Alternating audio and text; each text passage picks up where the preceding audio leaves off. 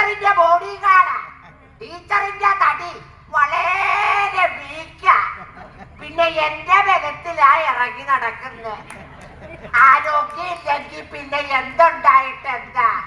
കാലേഹിതമിത ഭോജീകൃത ചംക്രമണ ക്രമേണ വാമശയാ അവതൃതാമൂത്രപൂരിഷോ സ്ത്രീഷു യഥാത്മജയോനരാസോ എന്നാണ് ആരോഗ്യമുള്ളവരെ പറ്റി വൈദ്യമതം. വെള്ളം ആയിക്കോട്ടെ. യോഗ ചെയ്യാൻ പറഞ്ഞാ കേക്കത്തില്ല. ഞാൻ മുടങ്ങാതെ രാത്രി 7 മണി മുതൽ രാവിലെ 8 മണി വരെ ശവാസനം ചെയ്യും. അതുകൊണ്ട് എനിക്ക് ആരോഗ്യമുണ്ട്.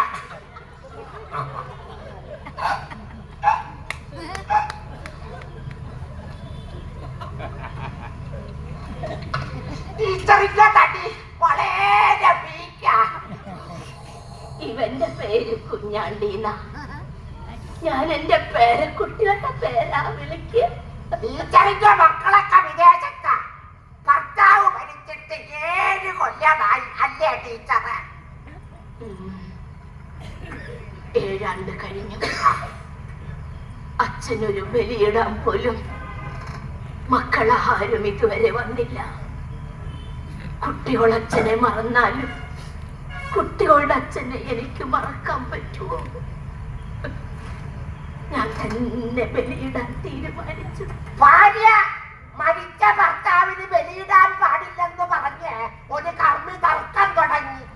ഞാൻ ചോദിച്ചു, ജീവിച്ചിരിക്കെ ഭർത്താവിന് കഞ്ഞിയും കാപ്പിയും ഉണ്ടാക്കി കൊടുക്കുന്ന ഭാര്യയ്ക്ക് എന്തുകൊണ്ട് ഭർത്താവിന്റെ ആത്മാവിന് ഒരു വെളിച്ചോറ് സമർപ്പിച്ചുകൂടാന്ന്.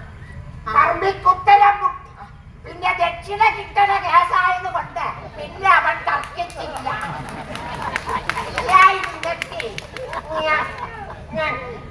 ഞാൻ അവനെ തല്ലിയേനെ.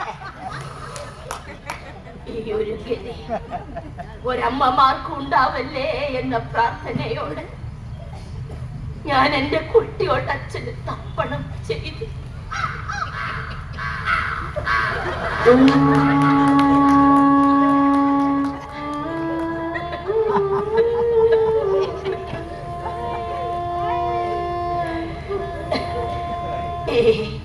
ഈ ബലി എന്നൊക്കെ പറയുന്നത് നമ്മുടെ ഒരു ആശ്വാസത്തിന് വേണ്ടിയാ. കുട്ടിയോട് വരില്ല എന്നറിഞ്ഞിട്ടും കടലിലേക്ക് നോക്കി മക്കളെ നീട്ടി വിളിച്ചതും ഈ അമ്മയുടെ ഒരാശ്വാസത്തിന് വേണ്ടിയാ. വിദേശത്ത് ചേക്കേറിയ മക്കളും മരണം കൊണ്ടുപോയ പ്രിയപ്പെട്ടവരും ഒരുപോലെയാ. നമ്മുടെ വിളി കേൾക്കില്ല.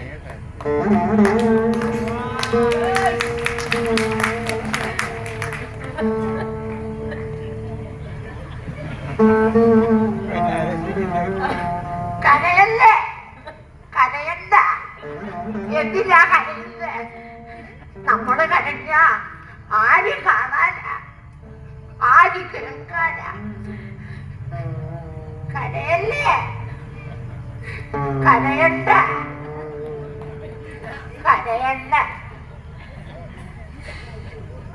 എല്ലാം ഉണ്ട്, പക്ഷേ ഒന്നുമില്ല.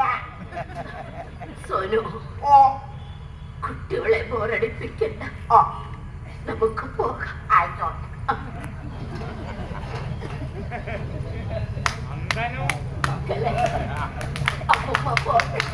ഈ സങ്കട വണ്ടി കെട്ടിവലിച്ച എന്റെ കൈ നിന്നിലേക്കായി പോയാൽ പിടിച്ചാണ് വീഴല്ലേ? ഞാനും വീഴും.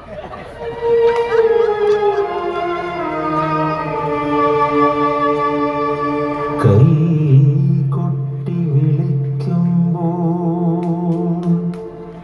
കാക്കകൾ വരുന്നുണ്ടെന്നാൽ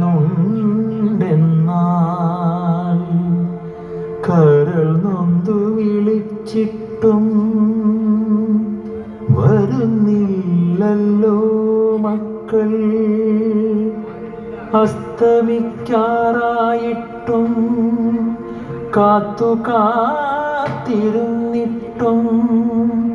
ഇത്തിരി കണ്ണീർ വാർക്കാൻ എത്തിയില്ലല്ലോ മക്കൾ. കാലങ്ങൾക്കപ്പുറത്തേക്ക് വിളിയെത്തില്ലല്ലോ. കാതുകൾ വാർദ്ധക്യത്തിൻ ഒച്ചകൾ കേൾക്കില്ലല്ലോ. മക്കളോ മാമ്പൂ പോലെ കൊതിപ്പിച്ചിടും പക്ഷേ